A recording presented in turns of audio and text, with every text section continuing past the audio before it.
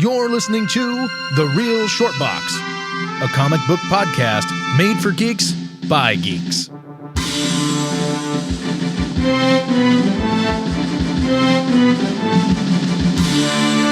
Hello, everybody, and thank you for tuning in and listening to The Real Short Box.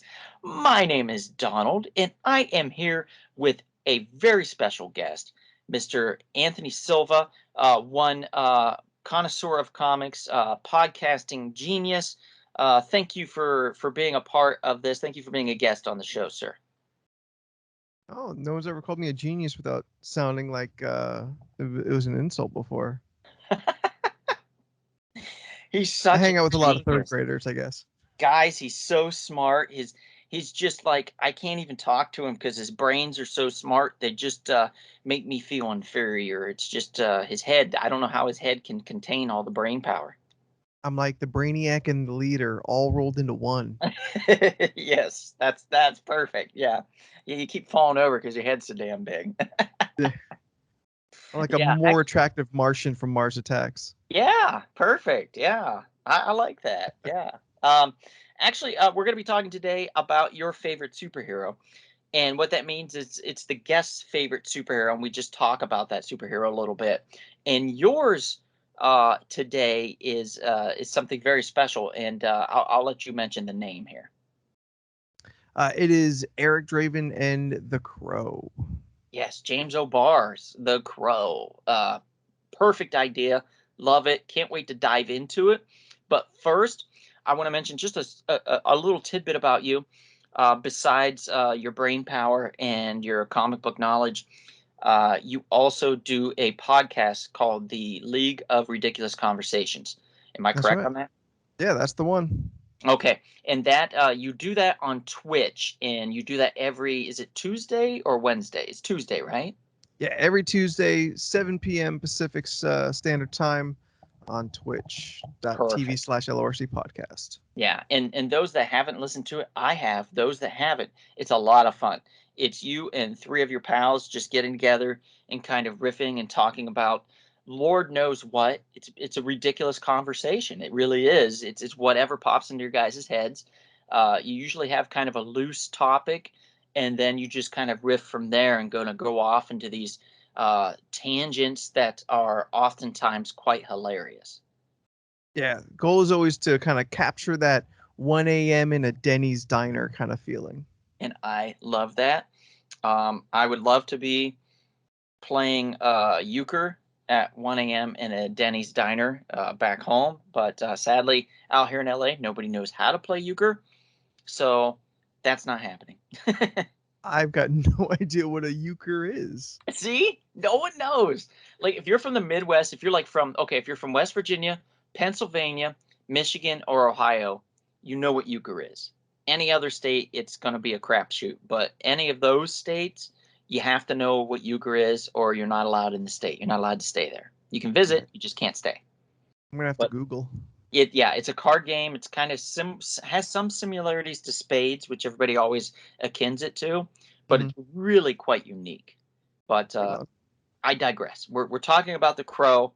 Now, I think we were talking earlier, and you said that the film is what kind of got you into the comics, and then you went from there. So, what was it about the film that attracted you to this character of the Crow? So, like, the first time I see is Brandon Lee on screen in this just perfect mood that hit me right where I didn't even know I lived yet, but I had permanent residence and just ran with it. I did the full Crow makeup for Halloween once.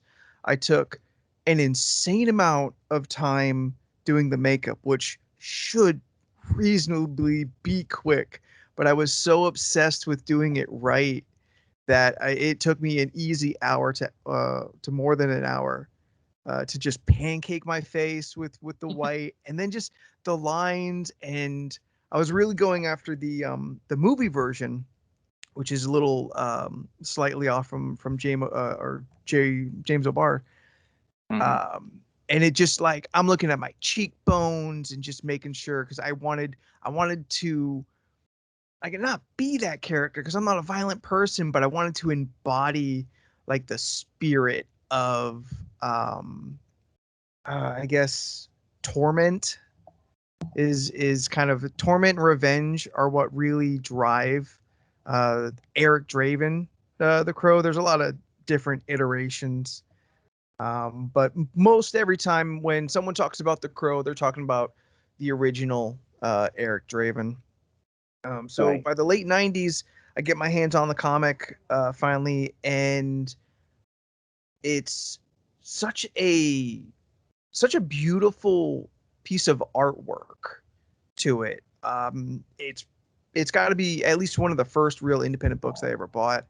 And so to go from my X-Men to just straight black and white and changes in medium from like your standard like inks to like watercolor. Well, I mean they're all black and white, but like brush stroke styles and whatnot.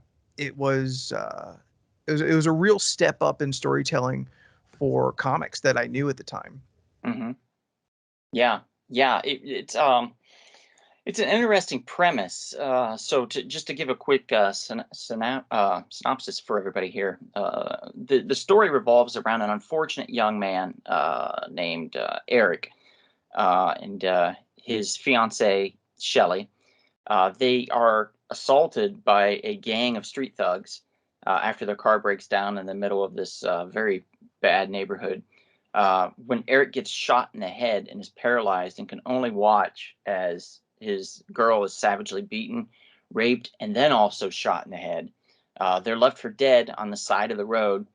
Eric then later dies in the hospital operating room, and Shelley's already gone.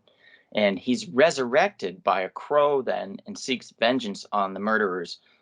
He stalks each of them one by one, hunts them down, and kills them in often kind of unique ways.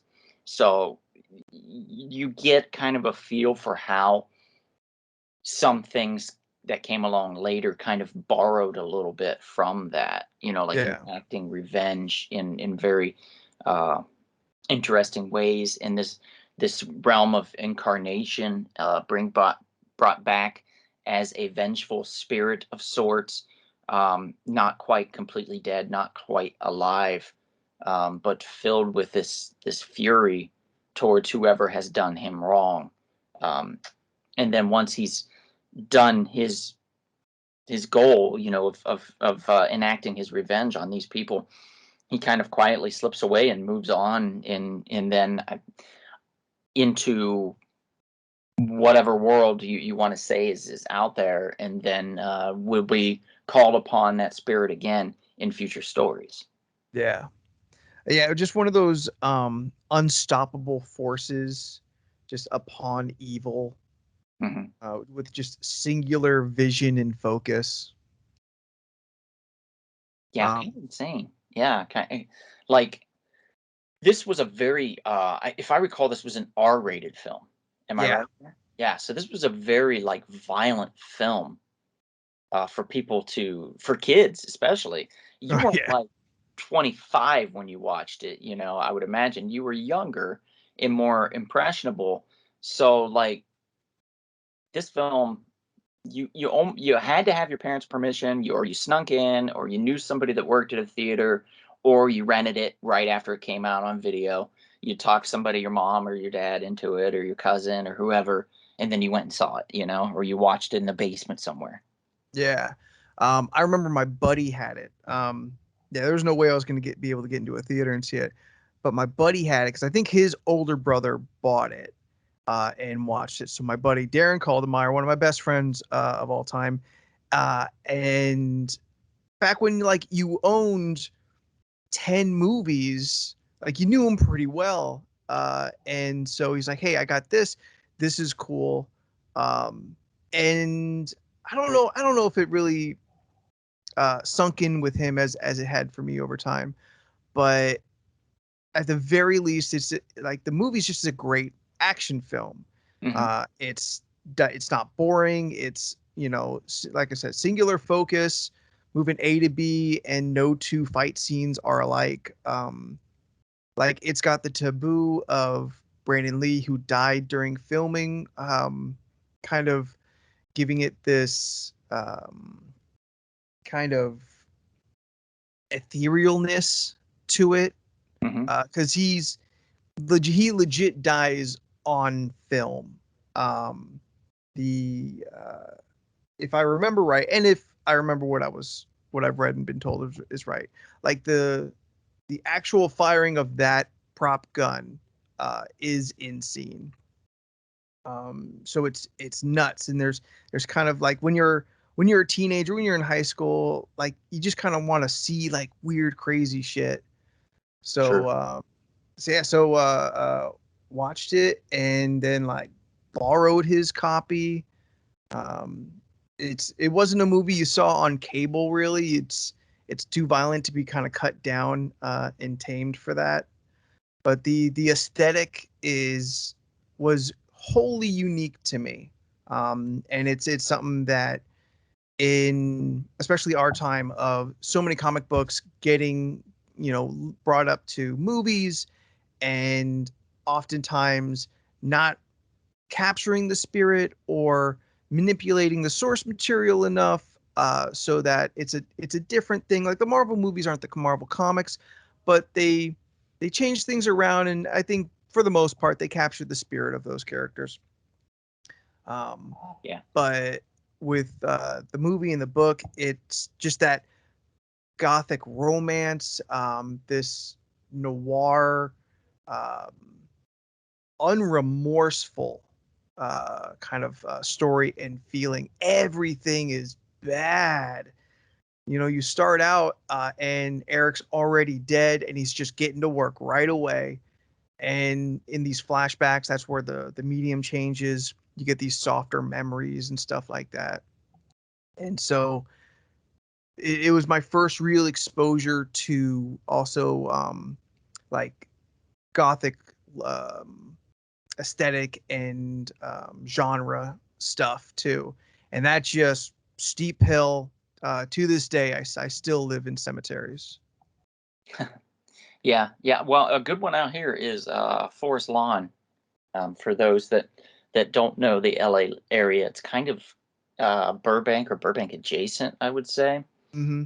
Maybe a little bit in Glendale also, and it is just a beautiful cemetery. In what a lot of people also don't know is that cemeteries were a long time ago were actually kind of like public parks.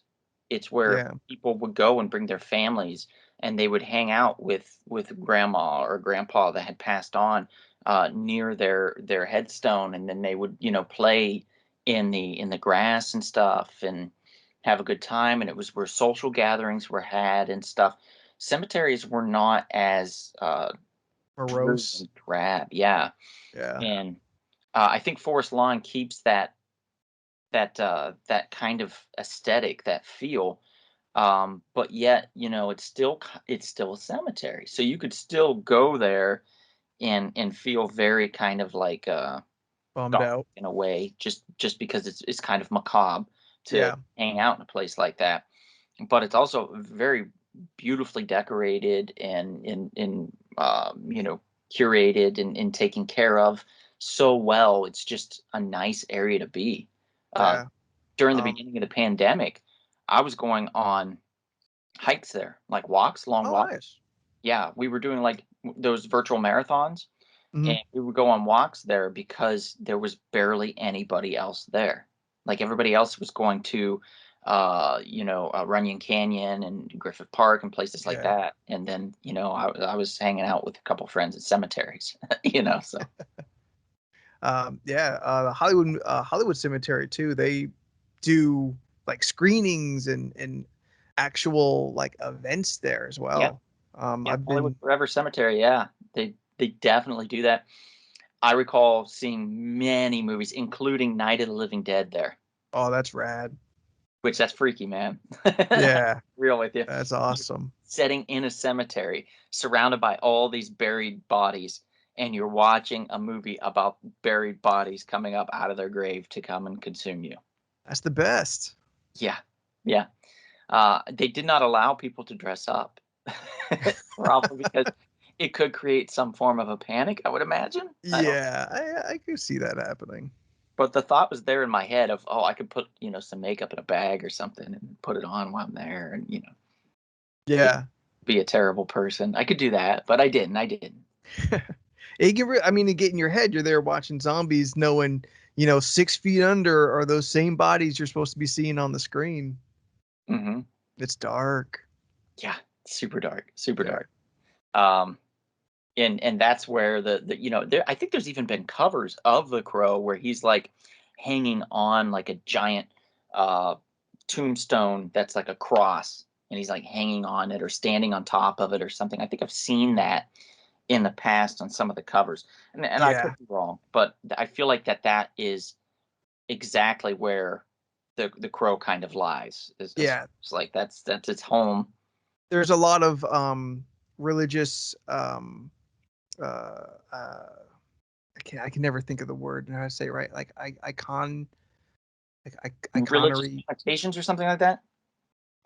Like there's a lot of religious references in there in the comic book, like for the big kind of final um fight. He literally carves a crown of thorns into his chest.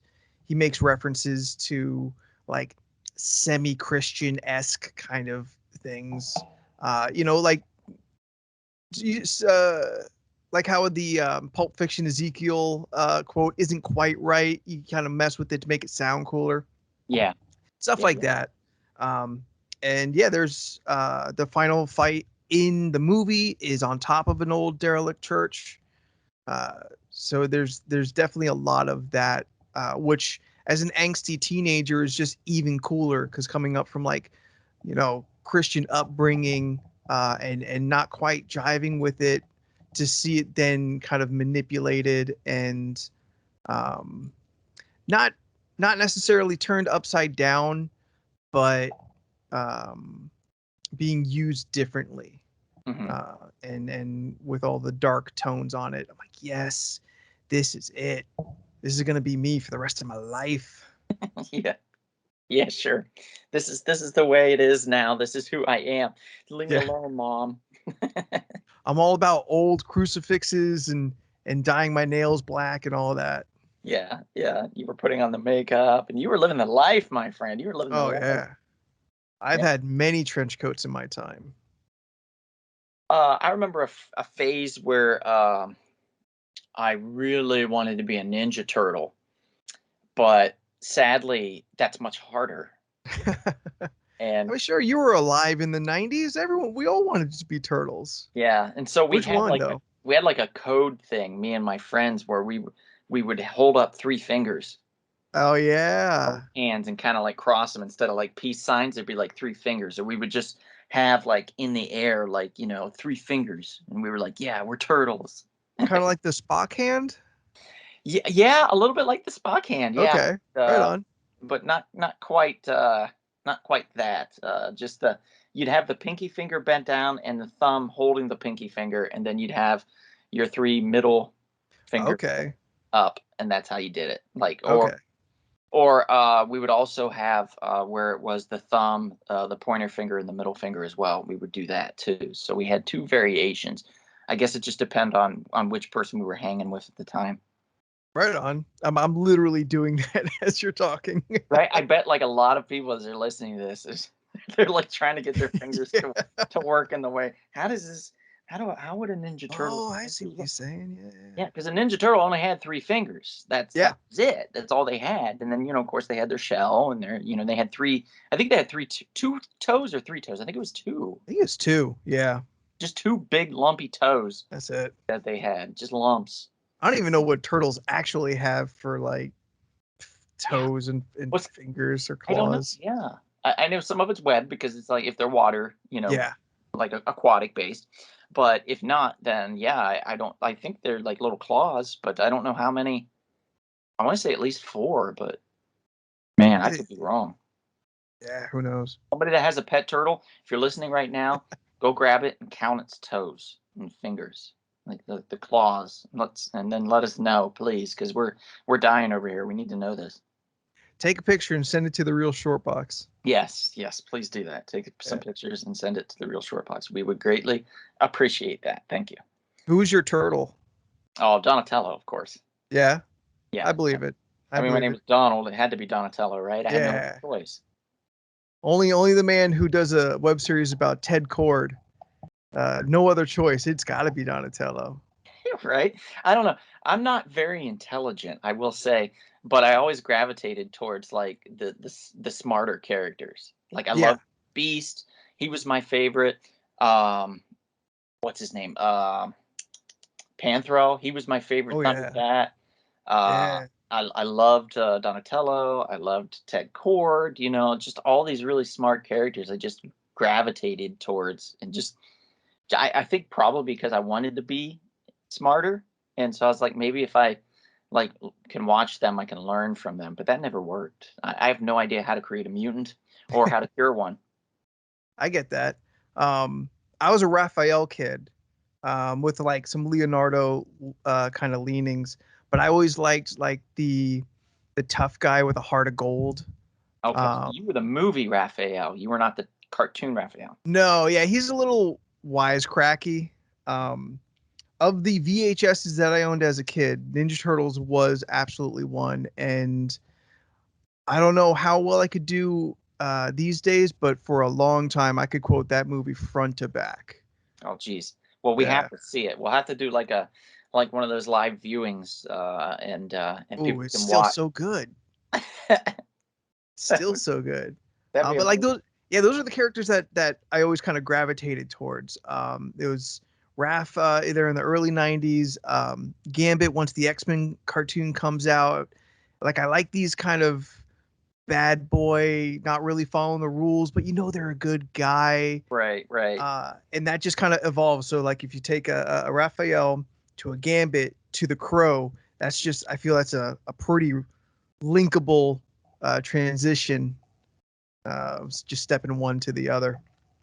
Right. I think that's how we did actually originally meet. Now that I think about it, is I had an ice cream cone and you knocked it out of my hand, and I was like, "Oh, why would you do that?" And then like you reached around, and in your other hand you had a larger ice cream cone for me, and I was like, "Oh, that's so cool."